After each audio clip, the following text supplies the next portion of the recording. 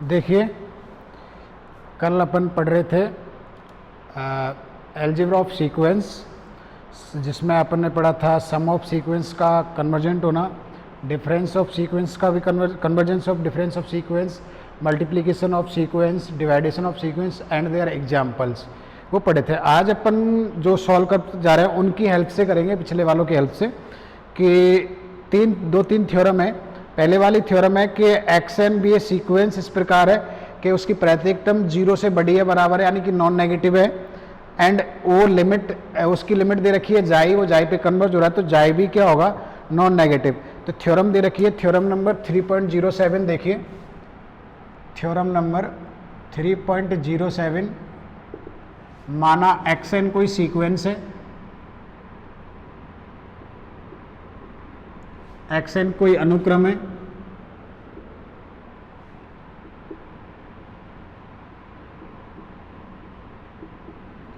अनुक्रम इस प्रकार है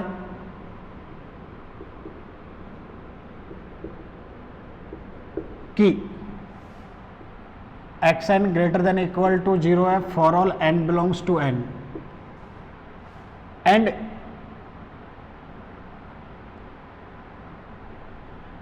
limit n tending to infinite x n equal to xi दे रखा है। देन अपन को दिखाना है कि जाई जो है, जो इसकी ये लिमिट है जाई, ये ग्रेटर देन इक्वल टू क्या होगी, 0 का मतलब है non negative, greater than equal to 0 का मतलब है नॉन नेगेटिव।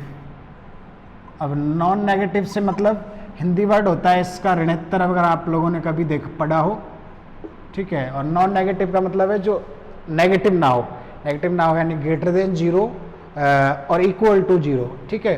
तो अपन एक सीक्वेंस लेके चलेंगे, फिर उसको इस पे कन्वर्जेंस की डेफिनेशन यूज करेंगे और दिखाएंगे कि इसकी जो लिमिट है जाई है वो भी ग्रेटर देन और इक्वल टू क्या है, आपके 0 है, ठीक है। तो सबसे पहले प्रूफ मान लेते हैं, एक सीक्वेंस एक्स एन इस प्रकार है कि वो जाई पे कन्वर्ज होता है, ठीक है। प्रूफ माना एक्स एन कोई एक अनुक्रम है,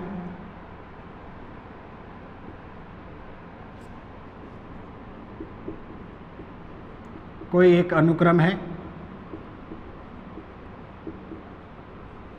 बी एनी सीक्वेंस एंड और x n greater than equal to 0 है for all n belongs to n, and हमें सिद्ध करना है, सिद्ध करना है यदि limit n tending to infinite equal to xi हो, देन जाई ग्रेटर देन इक्वल टू क्या होगा, 0, ठीक है। तो इसको अपन कॉन्ट्राडिक्शन मेथड से प्रूफ करेंगे। अब देखो, कॉन्ट्राडिक्शन मतलब उल्टा मानो, ग्रेटर देन इक्वल टू 0 है तो उल्टा क्या मान के चलते हैं, लेस देन 0। इसका उल्टा ये होता है, ये नहीं होता, लेस देन इक्वल टू नहीं होता, लेस देन।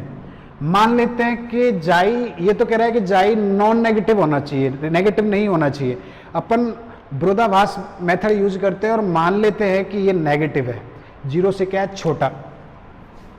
यदि संभव हो तो माना, विरोधाभास मेथड से करेंगे, विरोधाभास विधि आप लोग पिछली बार पढ़ चुके हो, कॉन्ट्राडिक्शन मेथड डिस्क्रीट के अंतर्गत, contradiction method,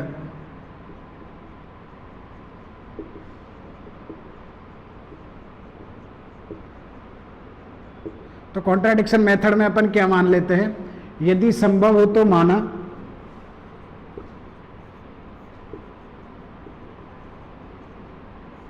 let if possible,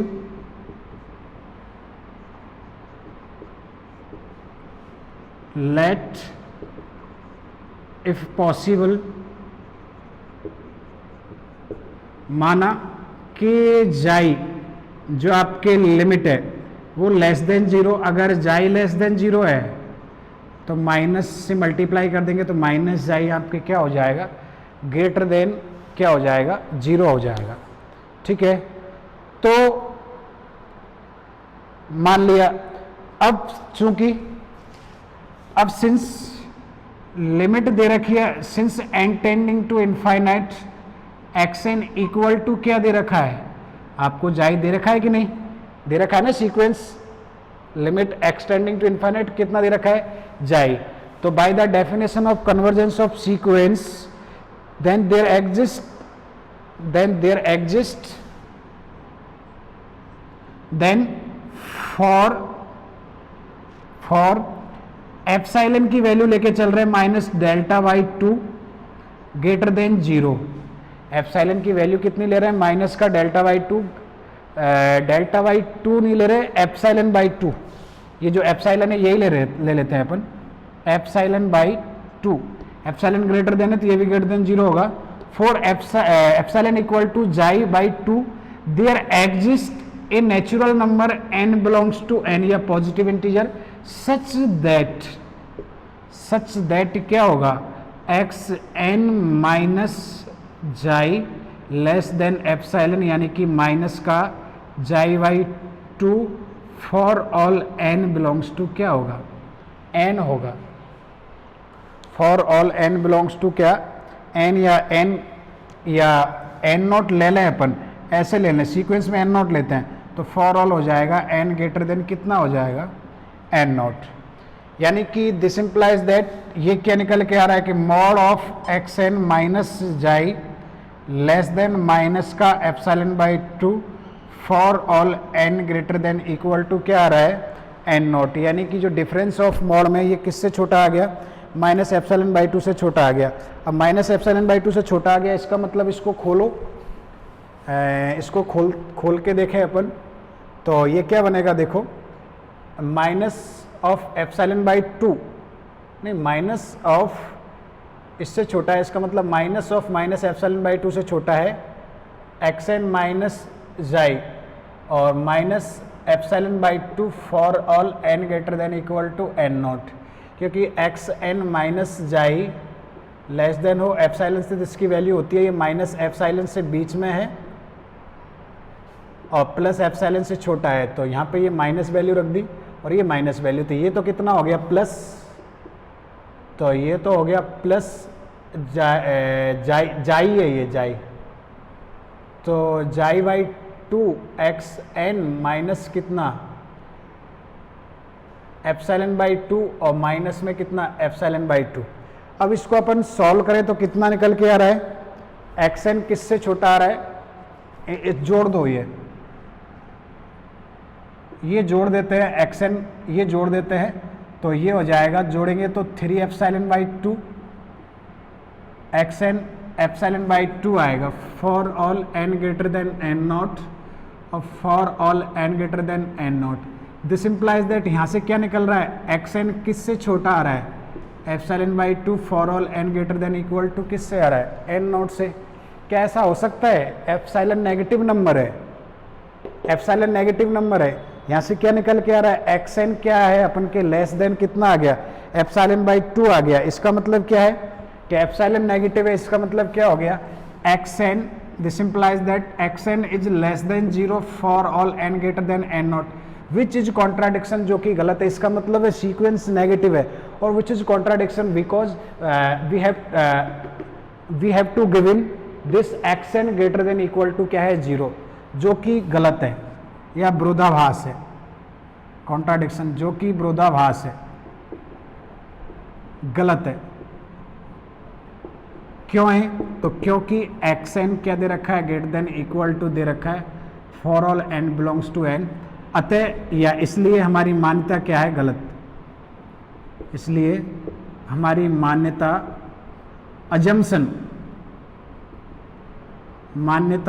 assumption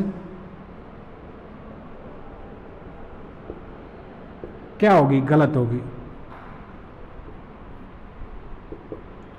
मान्यता क्या होगी, गलत।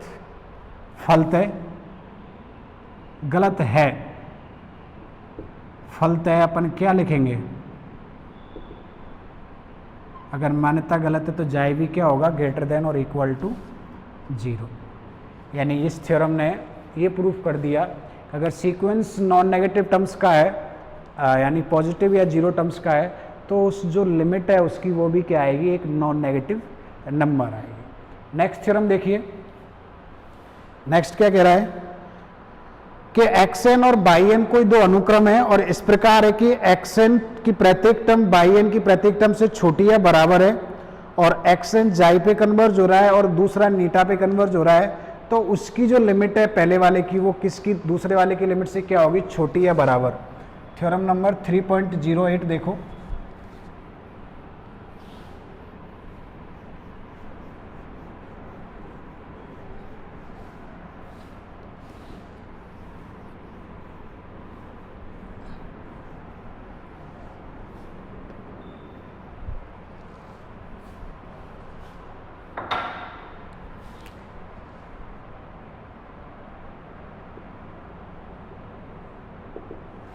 यदि xn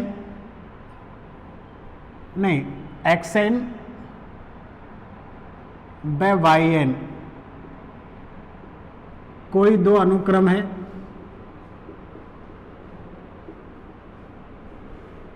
xn और बाई n कोई दो क्या है, अनुक्रम है, तथा ये दे रखा है आपको xn किससे छोटा बराबर है, yn से छोटा बराबर है for all n belongs to n।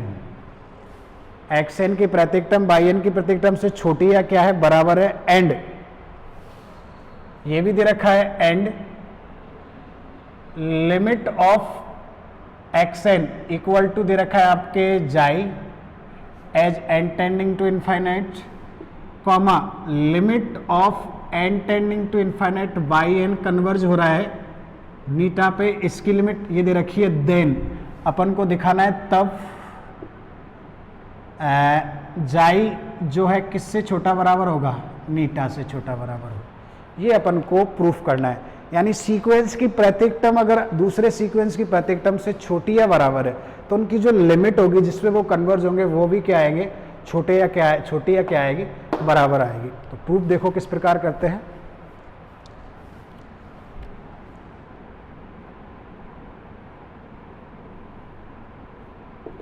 माना xn बाई n कोई दो अनुक्रम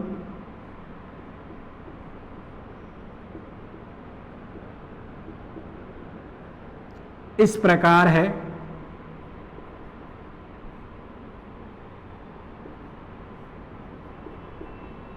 कि xn less than by n है for all n belongs to n, तथा लिमिट ऑफ xn इस प्रकार भी लिख सकते हो, इसको जाई दे रखा है, comma limit of by n दे रखा है आपको कितना, नीटा। तब हमें सिद्ध करना है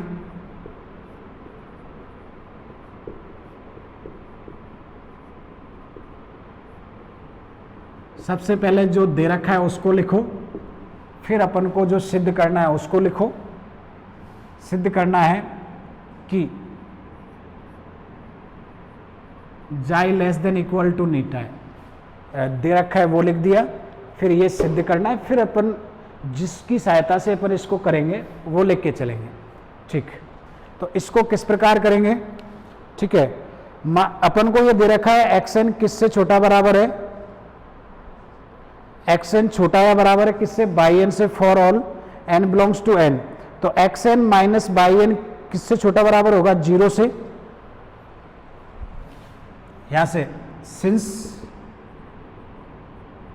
xn माइनस बाई n किससे छोटा बराबर है, सॉरी xn किससे छोटा बराबर है, बाई n से, ये दे रखा अपन को for all n belongs to n, then यहां से क्या निकल के आएगा, xn माइनस बाई n किससे छोटा बराबर आएगा, 0 से for all n belongs to n।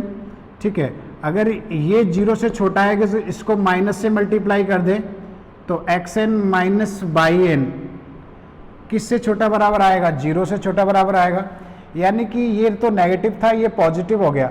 अब पिछली थ्योरम अपन ने पढ़ी है कि अगर कोई सीक्वेंस पॉजिटिव है सीक्वेंस पॉजिटिव है तो उसकी लिमिट जो ग्रेटर देन इक्वल टू 0 है तो उसकी जो लिमिट है वो भी ग्रेटर देन और इक्वल टू क्या आएगी 0, ठीक है।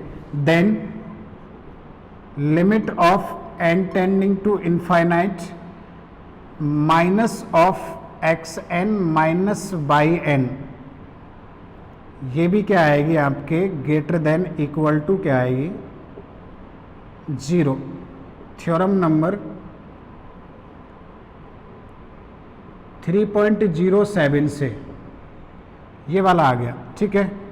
इसको निकालो तो minus of limit n tending to infinite, ये बन गया एक्स एन माइनस कितना बन गया y n greater than equal to 0, तो माइनस बाहर चल रहा है, ये बन जाएगा आपके limit of n tending to infinite x n minus limit of n tending to infinite by n greater than equal to क्या है 0। इसकी वैल्यू क्या है जाई, ये दे रखा, और इसकी वैल्यू क्या है नीटा, रख दीजिए।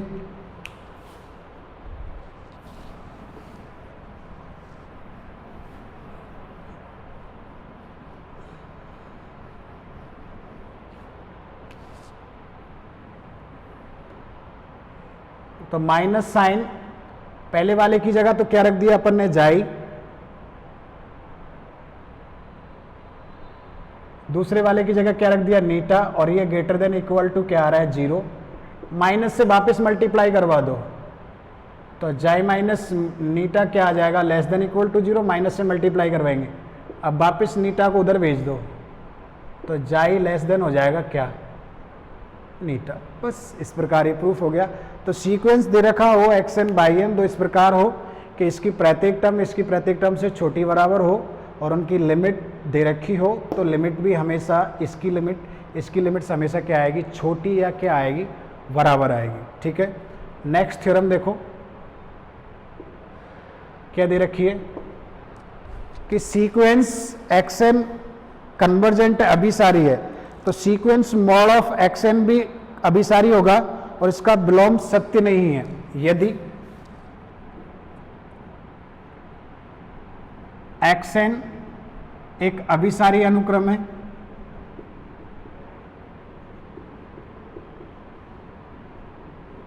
अभिसारी अनुक्रम है,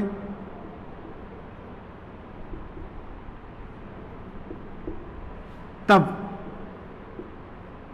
इसके मॉड वैल्यू से बना निरपेक्ष एब्सोल्यूट वैल्यू से बना सीक्वेंस भी अभिसारी होगा, कन्वर्जेंट होगा। अभिसारी होगा परंतु इसका विलोम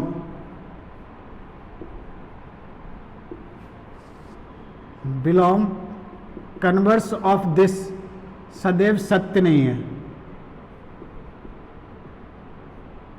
सत्य नहीं है। If x n be a convergent sequence then the mod of x n be a also convergent sequence, but their converse is not necessarily true. Yeah, not the converse of this is always not to be true. हमेशा क्या नहीं होगा, सदैव सत्य नहीं होगा। तो अपन वही लेके चलते हैं। सबसे पहले क्या करेंगे, कन्वर्जेंट की डेफिनेशन अपन को पता है। सीक्वेंस को कन्वर्जेंट, जिस सीक्वेंस को कन्वर्जेंट प्रूफ करता है उसके पहले सबसे पहले उसके लिए कोई एप्सिलॉन लेके चलते हैं। फिर उस एप्सिलॉन की वैल्यू के लिए अपन क्या करते हैं, फिर एप्सिलॉन की जो वैल्यू होती है उसके लिए एक नेचुरल नंबर एन नॉट इस प्रकार ढूंढते हैं कि वो उस पर कन्वर्ज हो या उसकी लिमिट है वो क्या आनी चाहिए, एक फाइनाइट नंबर आनी चाहिए। तो अपन क्या करेंगे, माना एक्स एन एक कोई कन्वर्जेंट सीक्वेंस है और किस पे कन्वर्ज होता है, जाई पे कन्वर्ज होता है, ठीक है। माना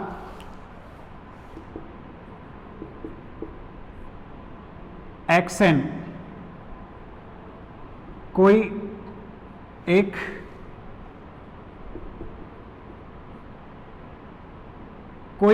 एक अभिसारी अनुक्रम है।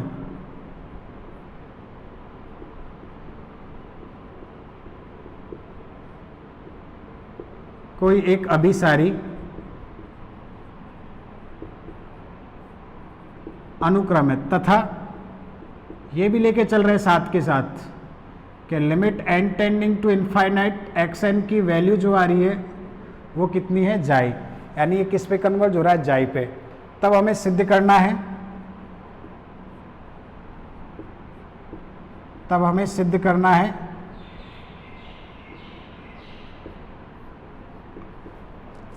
करना है कि sequence action mod of action एक अभिसारी अनुक्रम है। एक कौन सा सीक्वेंस है, कन्वर्जेंट, अभिसारी अनुक्रम है। कौन सा सीक्वेंस है, कन्वर्जेंट सीक्वेंस। तो फिर इसके लिए वही अपन एप्सिलॉन वगैरह लेके चलेंगे, फिर एन नॉट ढूंढेंगे। तो सबसे पहले तो ये देख लीजिए कि मॉड ऑफ एक्सन की डेफिनेशन क्या होती है। मॉड ऑफ एक्सन क्या होता है, इसकी वैल्यू एक्सन आएगी इफ, यदि एक्सन ग्रेटर देन 0 है, और इसकी वैल्यू माइनस ऑफ एक्सन होती है इफ एक्सन लेस देन, इसमें ग्रेटर देन लगा दो, इसमें क्या लगा दो, लेस देन लगा दो।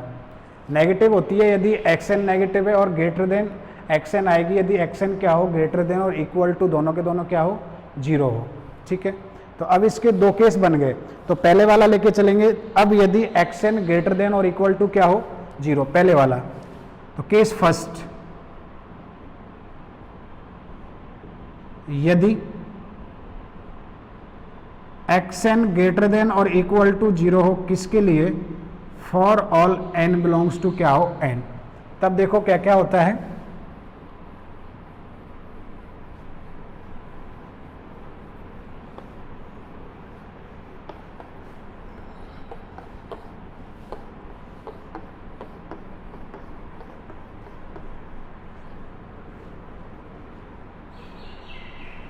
क्या बात होगी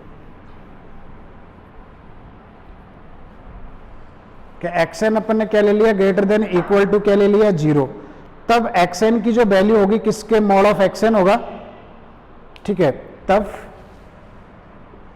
जो एक्सन है वो किसके इक्वल होगा, मॉड ऑफ किसके इक्वल होगा, एक्सन के, क्योंकि पॉजिटिव नंबर है, पॉजिटिव नंबर का जो मॉड होता है वो उसकी वैल्यू के क्या होता है, इक्वल होता है। अगर ये इक्वल है तो क्या होगा, limit of n tending to infinite x n equal to क्या होगा, लिमिट ऑफ, अगर इक्वल है तो limit of n tending to infinite mod of कितना होगा, एक्सन। और लिमिट ऑफ एक्सन अपन को कितनी दे रखी है, जाई दे रखी है, लिमिट ऑफ एक्सन जाई दे रखी है, तो limit of mod of x n भी कितना हो जाएगा। अब सिंस या अब limit of n tending to infinite x n equal to कितना है, xi, this implies that limit of n tending to infinite mod of x n की वैल्यू भी कितनी होगी, जाई होगी। तो फर्स्ट केस में तो हो गया, ये कन्वर्जेंट हो गया कि एक्सन अगर कन्वर्जेंट सीक्वेंस है तो मॉड ऑफ एक्सन भी क्या आएगा, आपके कन्वर्जेंट आएगा। अब अपन दूसरा केस लेके चलते हैं, ग्रेटर देन इक्वल टू 0 वाले में दूसरा केस लेके चलते हैं। इक्वल टू है तो ये 0 है, तो ये भी क्या होगा, 0 होगा। ठीक है, अब दूसरा वाला लेके चलते हैं, ये वाला कि if x n is less than 0, case second, यदि एक्सन क्या हो, less than 0, for all n belongs to क्या हो, n, एक्सन क्या हो, लेस देन क्या हो, 0। अगर एस एक्स लेस देन 0 है, this implies that mod of x n की वैल्यू क्या होगी, माइनस ऑफ एक्स एन होगी for all n belongs to n, according to the definition of sequence of mod of क्या, x n. तो अब limit of x N निकालेंगे अपन, तो क्या बनेगा, limit of n tending to infinite. Now अब अगर ये निकालें अपन तो ये क्या बनेगा, देखो, limit of n tending to infinite minus of x n, और इसको सॉल्व करेंगे तो माइनस साइन कहाँ जाएगा, बाहर, limit of n tending to infinite ये आएगा एक्स एन, और ये minus limit n tending to infinite x n की वैल्यू कितनी है, minus of x n. X n किस पे कन्वर्ज हो रहा है अपन के, एक्स एन किस पे कन्वर्ज हो रहा है, जाई पे। ठीक है, तो इसकी वैल्यू कितनी आ जाएगी, माइनस जाई, माइनस जाई आ गया, इसका मतलब ये भी क्या हो जाएगा, जाई देखो जाई कौन सी राशि थी, फाइनाइट राशि, तो ये भी एक कौन सी संख्या होगी, नेगेटिव भी, परिमित राशि। भाई ये कन्वर्जेंट होने का मतलब limit n tending to infinite, ये आने का मतलब ये कन्वर्जेंट, इसका मतलब ये फाइनाइट नंबर है, और ये फाइनाइट नंबर नेगेटिव ऑफ ये भी क्या होगा, फाइनाइट नंबर। अतः अपन कह सकते हैं मॉड ऑफ एक्स एन, अभी सेकंड केस ही चल रहा है, एक अभिसारी अनुक्रम है।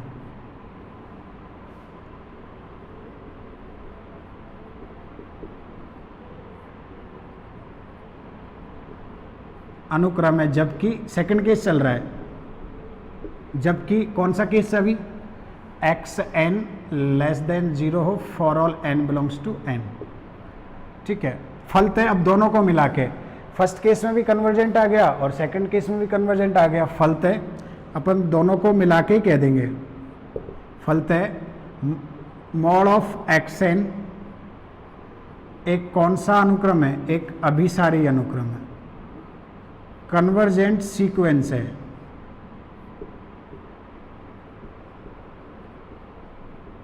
एक अभिसारी अनुक्रम है, कन्वर्जेंट क्या है, सीक्वेंस है, मॉड ऑफ एक्स एन। तो यहां से ये प्रूफ होता है कि अगर सीक्वेंस कन्वर्जेंट है, सीक्वेंस आपके कन्वर्जेंट है, तो उसकी मॉडुलस वैल्यू से बना सीक्वेंस भी हमेशा क्या होगा, कन्वर्जेंट। पर इसने ये कहा था कि इसका जो है इसका कन्वर्स हमेशा सदैव सत्य नहीं है, कि अगर मॉड ऑफ एक्स एन अगर कन्वर्जेंट हो तो वो वाला क्या नहीं होता, कन्वर्जेंट नहीं होता। ठीक है, तो एग्जाम्पल इसका बिलोम,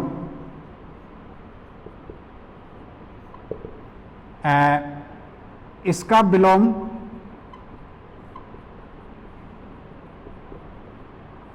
सदैव सत्य नहीं है।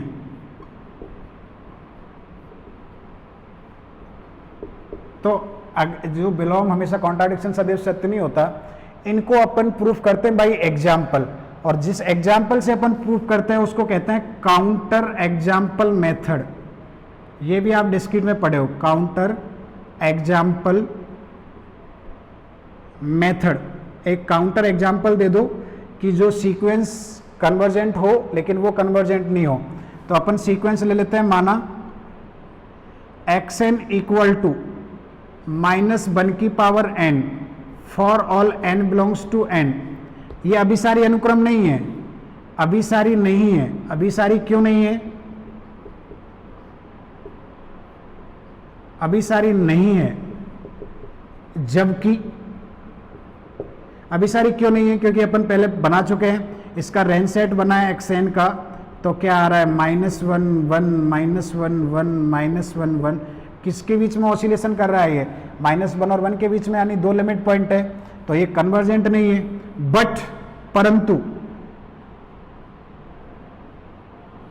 Mod of x n equal to क्या बनेगा, मॉड ऑफ सीक्वेंस, ऐसे बनाओ सीक्वेंस मॉड ऑफ -1 की पावर n इक्वल टू क्या, 1 की पावर n, यानी ये 1 ही बन जाएगा। -1 की पावर n, ये सॉरी मॉड है, मॉड -1 की पावर n पे मॉड लगाओ, और ये मॉड लगाएंगे तो हमेशा कौन सी वैल्यू देगा, पॉजिटिव वैल्यू। एक कौन सा अनुक्रम है, एक अभिसारी अनुक्रम है। एक कौन सा अनुक्रम है, अभिसारी अनुक्रम है। अब ये अभिसारी क्यों है, क्योंकि मॉड में अगर निकालोगे, देखो पहले वैल्यू कितनी आ रही थी, पहले वैल्यू आ रही थी -1, तो ये 1 1 1 1 1 डॉट डॉट डॉट ऐसे ही बन जाएगा, क्योंकि पहले फर्स्ट प्लेस पे -1 था, मॉड में -1 पॉजिटिव 1 1 1, तो ये 1 1 1 कितनी बार आएगा, इनफाइनाइट बार। और इसका एक ही लिमिट पॉइंटर अगर यूनिक लिमिट पॉइंट होता है, अपन पहले पढ़ चुके हैं, तो वो क्या होता है, कन्वर्जेंट। तो इसका बिलोम सदैव सत्य, हमेशा सत्य नहीं होगा, सदैव सत्य नहीं होता। इसका मतलब एक्सन कन्वर्जेंट है, तो उसकी मॉडुलस वैल्यू जो होती है, मॉड से बनी हुआ जो सीक्वेंस है वो भी कन्वर्जेंट होगा। बट उसका जो बिलोम होता है वो सदैव क्या नहीं होगा, सत्य नहीं होगा। बाई एग्जाम्पल अपन देख सकते हैं, एक्शन इक्वल टू -1 की पावर n लिए, ये कन्वर्जेंट नहीं होता, बट जो मॉड से बना हुआ सीक्वेंस है वो क्या होता है, कन्वर्जेंट होता है। तो इस प्रकार अपन थ्योरम का जो कन्वर्स पार्ट प्रूफ करते हैं जो सत्य नहीं होता उसको अपन काउंटर एग्जाम्पल मेथड से करते हैं, तो इसको कहते हैं काउंटर एग्जाम्पल मेथड। ठीक है, नेक्स्ट अपन जो भी थ्योरम से एग्जाम्पल्स होंगे वो अपन नेक्स्ट उसमें पढ़ते हैं। ठीक है।